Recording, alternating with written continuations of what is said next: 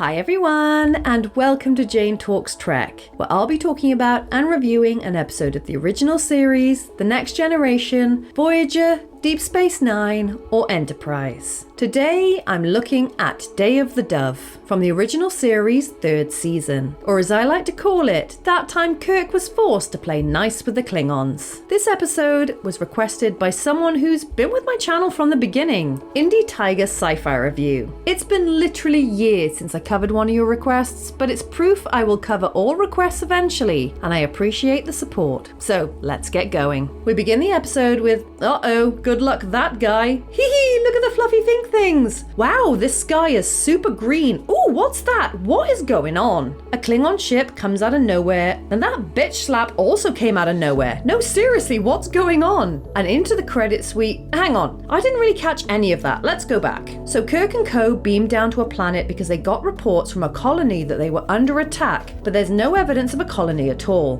Meanwhile, Enterprise detects a Klingon ship heavily damaged. Those Klingons beam down to the planet and blame Kirk for attacking them. Bitch slap, bitch slap, bitch slap. Still not sure what that shiny thing is. And into the credits we go. Kang here blames Kirk for violating the treaty, while Kirk promises he didn't do anything, and they yell at each other for a bit. And this makeup is a lot. Kang wants to torture everyone, and Chekhov goes nuts, yelling about his brother, so he's first in line, until Kirk agrees to surrender the Enterprise.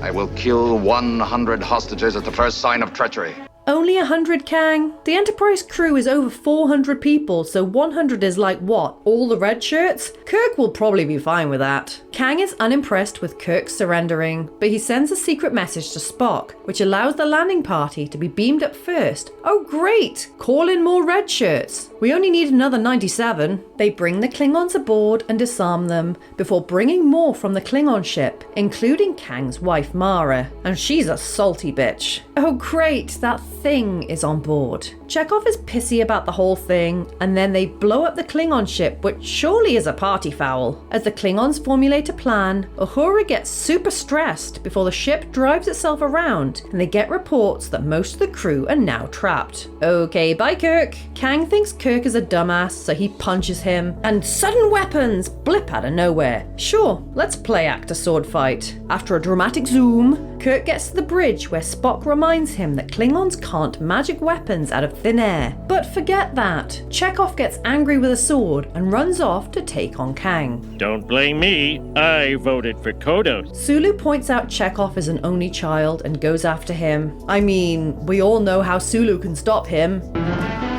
Richelieu, beware! The Klingons find the most detailed map of the ship I've ever seen, while Scotty says he can't untrap the crew and admires the makeover the armory has gotten. He especially likes the fluffy red one. Spock concludes there are more life signs on board than there should be. Hey look, pay attention to me, I'm so shiny! Oh hey Scotty, oh sure, let's have another sword fight. I get that this review is all over the place, but so is this episode. It's at warp 9 with no signs of slowing. Spock detects an alien entity on board, so Kirk wants to talk to Kang, but McCoy goes mental, wanting to kill everyone. Uhura gently tells him to sod off. Kang calls to gloat and shuts off life support. Still got your sword, Sulu? So does Scotty, who also goes nuts. You green-blooded half-breed! Spock is mildly irritated and nearly punches him, before Kirk tries to calm them all down. Look at me. Look at me. Typical Kirk. Spock logics that they're being manipulated, so wants to find the alien. And while Scotty freaks out, the power comes back on, annoying Kang and Mara. Kirk and Spock go to look for the alien as Chekhov creeps about. Oh sure, great hiding spot, they'll never see you there.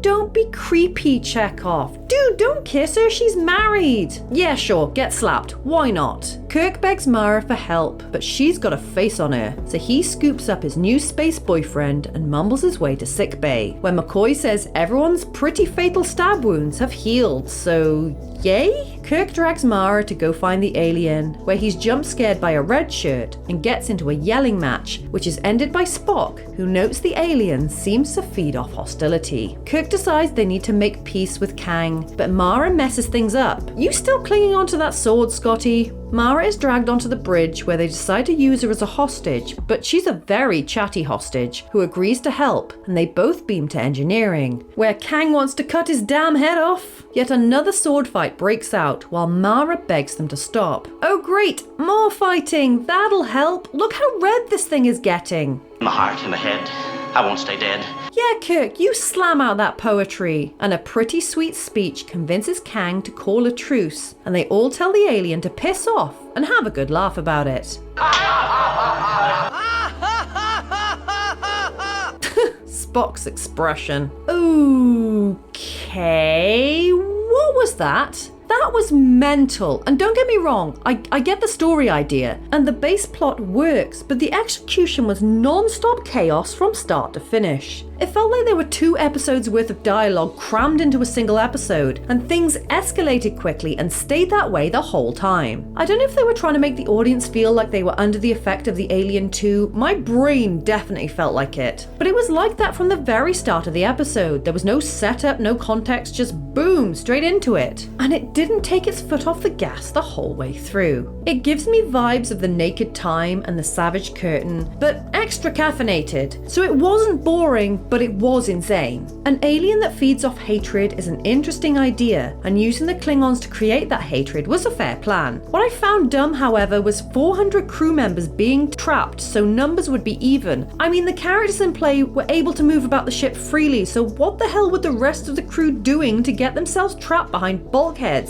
Were they at a convention or something? There was controversy surrounding this episode, because of Chekhov's actions especially, but also the other characters' racism towards each other. And on that, I'll say, sure, it may have been shocking back when it aired, but that was the point of the episode. The thing created and fueled hatred to the point of Chekhov making up a brother to avenge, and the characters address their comments and actions towards the end of the episode, so it justifies their inclusion, and I think it's fine. But yes, racism doesn't come up much in Star Trek as a whole, outside of a handful of episodes. The Klingons' makeup was quite awkward, but this is an old-ass TV show, so I guess it was a sign of the times, ?